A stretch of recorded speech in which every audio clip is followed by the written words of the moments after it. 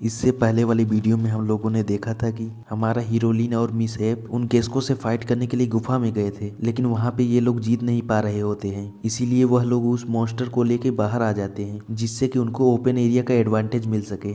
उसके आगे से यह वीडियो शुरू होता है। अगर आपने पिछला वीडियो नहीं देखा है तो प्लेलिस्ट का लिंक डिस्क्रिप्शन में है, अभी फटाफट से जाके देख लो। बाकी यह वीडियो शुरू करते हैं।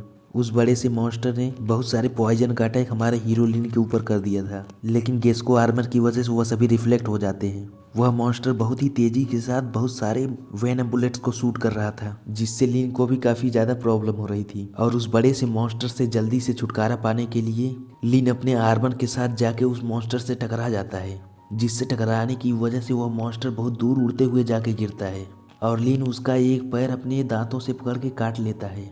वह कुछ और कर पाता उससे पहले ही उस मॉन्स्टर ने अपने पैर को तोड़ के उससे अलग हो गया था और कूद के वहां से दूर चला जाता है। तभी लिन उसको एक भी मौका न देते हुए अपने रेडियो एक्टिव रेज को एक्टिवेट कर लेता है और फिर उससे रेडियो एक्टिव रेज को फायर करके उसको घायल कर देता है। वह मॉन्स्टर तो बहुत ही ज्यादा तेजी से चिल्लाता है, जिसकी आवाज सुन के काफी सारे छोटे छोटे मॉन्स्टर्स उसकी तरफ जाने लगते हैं और फिर देखते ही देखते कई सारे मॉन्स्टर्स उसके मुंह में घुस जाते हैं। लिन तो सोचता ही रह जाता है कि वह क्या करना चाहता है। इसके इस थ्रोन आर्मर की वजह से उसकी बहुत ज्यादा पावर खत्म हो रही थी, इसलिए वह उस मॉन्स्टर को जल्दी से जल्दी मारना चाहता था। उस बड़े से मॉन्स्टर ने अपने कई सारे छोटे छोटे साथियों को खा लिया था। उसके बाद वह अटैक करने के लिए एकदम तैयार हो जाता है। लिन बोलता है कि फिर से दोबारा यही अटैक कर रहे हो, तुम इतने बेवकूफ कैसे हो सकते हो। तभी उस बड़े से मॉन्स्टर के मुंह से बहुत तेज लाइट चमकती है और उसके मुंह से कई सारे छोटे छोटे अटैक होने की जगह पे एक बहुत बड़ा अटैक होता है, जिसको बनाने के बाद वह हमारे हीरो लिन के ऊपर फायर कर देता है। इधर लिन भी उस अटैक को अपनी तरफ आते हुए देख के बोलता है, अरे यह इतना बड़ा बॉल उसके मुंह में आ कैसे सकता है। और फिर वह उसको अपनी पीठ पे लगे हुए आर्मर की वजह से रोकने लगता है, जो कि उन्हीं मॉन्स्टर्स के रिफ्लेक्टिव स्किन से बना था। वह अटैक इतना पावरफुल था कि लिन का पैर जमीन में धंसे होने के बावजूद भी उसको घसीटते हुए ले जा रहा था। वह बोलता है कि मिसेप थोड़ी सी मदद करो, जिसको सुनने के बाद तो मिसेप जल्दी से जाके उसके पेट से टकरा जाती है। वह बोलता है कि तुम तो मुझे बिल्कुल ही मार ही दोगी।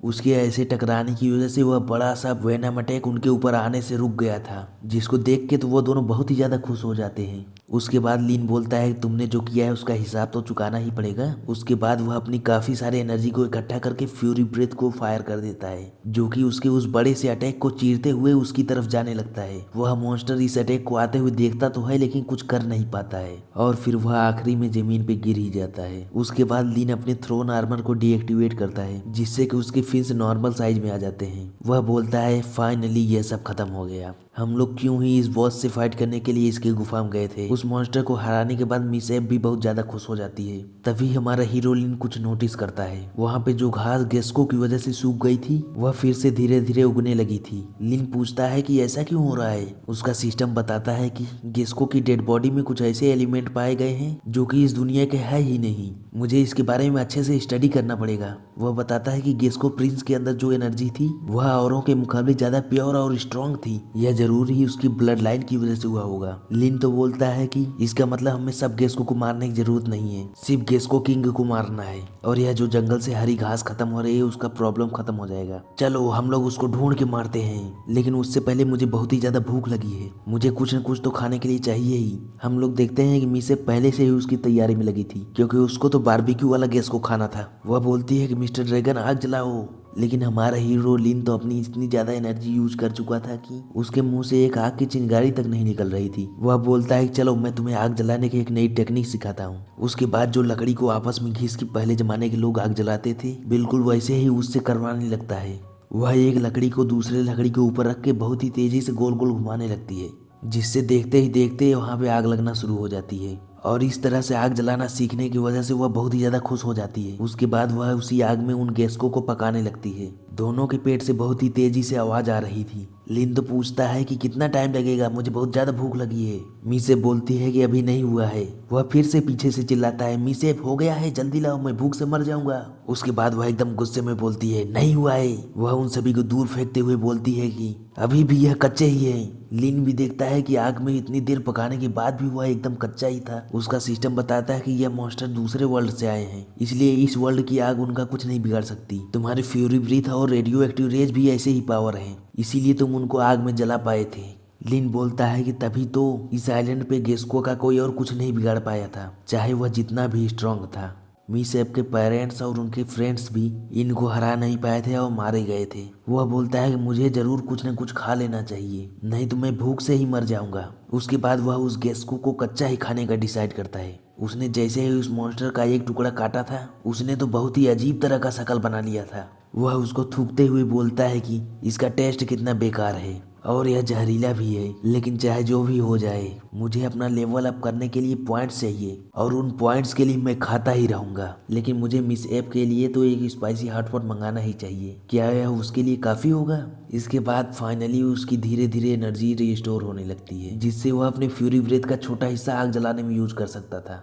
मिस एप भी उसको देखते हुए सोचती है कि हम उन सभी गेस्को को ड्रैगन की फ्यूरी ब्रेथ से ही हरा सके। मैं कुछ ज़्यादा हेल्प नहीं कर पाई, और यही सोचते सोचते वह बहुत ही ज़्यादा उदास हो जाती है। लिन उसको उदास देख के सोचता है कि क्या कबाब से यह खुश हो सकती है। वह दोनों लोग आपस में बैठ के बात कर ही रहे होते हैं कि तभी वहाँ पे एक बहुत ही बड़ा सा पंजरा दिखाया जाता है, जो कि उसी बड़े से पक्षी का था। वह तो इन सबको देख के सोचता है कि क्या उन्होंने उस जहरीले मॉन्स्टर को मार डाला?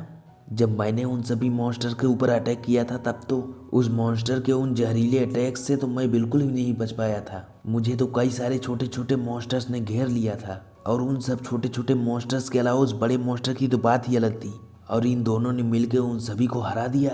तभी एक दूसरा पक्षी बोलता है कि वो तो कमजोर है, क्या हम उन सबको मार डालें?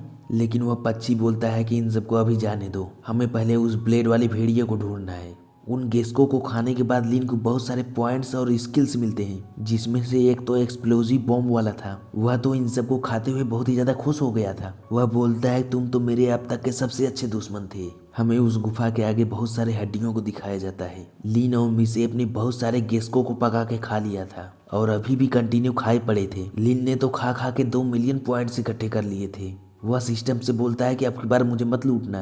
सिस्टम तो बोलता है कि मैंने तुम्हें कभी नहीं लूटा है, तुम्हारे पास जो स्किल्स और आइटम है उसकी बहुत ही ज्यादा वैल्यू है। सिस्टम बोलता है कि तुमने इन गेस्को को मारा है, जिससे मैं सीक्रेट रियलम की एनर्जी के बारे में और भी जान पाऊंगा। वह इसके बारे में काफी सारी बातें लिन को बताता है। लिन को तो इसकी कोई भी बात समझ में ही नहीं आ रही थी। उसको तो बहुत सारी चीजें खा के बस अपने लिए पॉइंट इकट्ठा करने की पड़ी थी, जिससे कि वह खुद को और भी ज्यादा पावरफुल बना सकता था। वह बोलता है कुन सिस्टम स्टोर को ओपन करो। उसके बाद उसका स्टोर उसके सामने आ जाता है। वह सिस्टम से लाइफ फ्रूट मांगता है, लेकिन उसकी एक्चुअल कीमत देख के तो उसके होश उड़ जाते हैं। उसकी वैल्यू 5 लाख पॉइंट्स की थी। लिन ने आखिरकार मिसेप की खातिर उस लाइफ फ्रूट को 5 लाख पॉइंट्स देके खरीद ही लिया था। लिन ने मिसेप को यह फ्रूट देते हुए बोला, इसे खा लो, जिससे तुम्हारे सभी घाव ठीक हो जाएंगे। तभी वह उस बड़े से पक्षी और इन गेस्को के बीच की फाइट के बारे में सोचता है। वह सोचता है कि अगर इस फाइट में उसके सारे पंख निचोड़ गए तो कैसा लगेगा। मिसेप ने उस फल को जैसे ही खाया, वैसे ही उसके सारे घाव हील हो गए थे।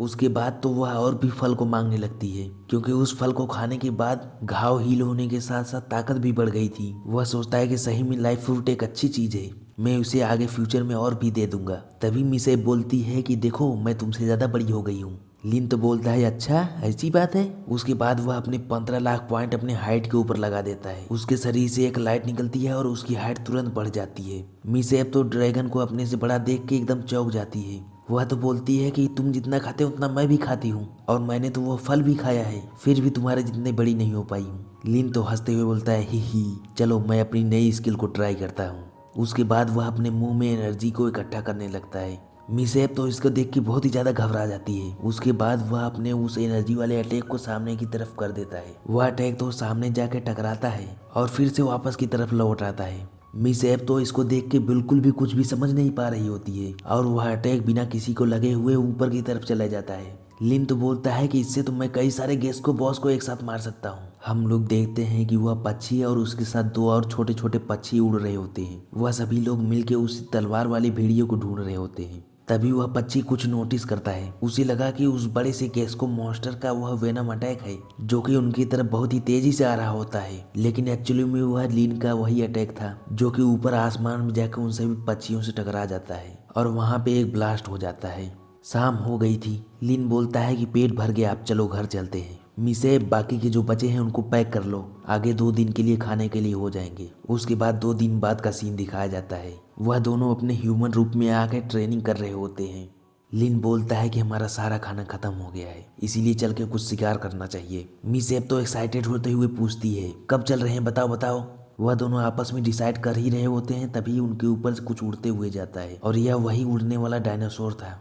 लिन बोलता है कि वह सब बात तो ठीक है, लेकिन वह एक दूसरे के ऊपर हमला क्यों कर रहे हैं। लेकिन जब वह ध्यान से देखता है तो उसके ऊपर कोई चीज बैठा हुआ था। उसने उस डायनासोर की पीठ पे एक तलवार घुसा दिया होता है। फिर उस तलवार को उसकी पीठ से बहुत ही स्टाइल के साथ निकालता है और फिर दूसरे वाले डायनासोर के साथ भी फाइट करने लगता है। और इसी सीन के साथ हमारा यह एपिसोड यहीं पे खत्म होता है। आगे आने वाले एपिसोड में हम उसके काफी सारे एक्शंस को देखने वाले हैं। उसका हमारे हीरोइन के साथ होने वाले फाइट को देखेंगे, जो कि एक्चुअली में बहुत ही ज्यादा खतरनाक होने वाला है, जिसमें कि आपको मजा तो बहुत ही ज्यादा आने वाला है। इसीलिए अगर आने वाले वीडियोस के लिए एक्साइटेड हो तो फिर चैनल को सब्सक्राइब करके बेल नोटिफिकेशन को ऑल पे सेट कर लेना। हम आपसे मिलेंगे अगले वीडियो में, तब तक के लिए बाय बाय।